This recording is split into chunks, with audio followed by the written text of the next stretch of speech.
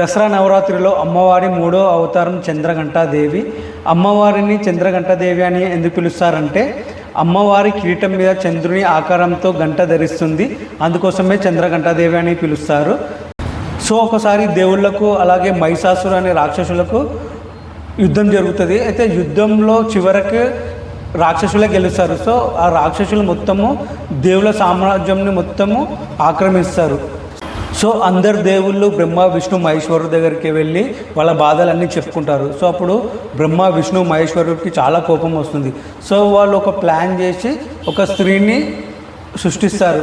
So ఆ స్త్రీకి అన్ని పవర్స్ ఇస్తారు. లైక్ శివుడి నుంచి త్రిశూలం, విష్ణువు నుంచి చక్రము, అలాగే ఇంద్రదేవుని నుంచి గంట, సూర్యదేవుని నుంచి కాంతి, అలాగే తలవారు, అలా ఒక్కొక్క దేవుడి నుంచి ఒక్కొక్క పవర్ అనేది అమ్మవారికి ఇస్తారు. సో అలా అందరు దేవుళ్ళు ఒక్కొక్క ఆయుధంని అమ్మవారికి ఇస్తారు. సో అప్పుడు అమ్మవారు చంద్రఘంటాదేవిగా అవతారం తీసుకుంటుంది, రాక్షసుని హతమారుస్తుంది. సో ఎప్పుడైతే చెడు రాజ్యం వెళ్తుందో అప్పుడు అమ్మవారు ఆ చెడుని నాశనం చేస్తుంది.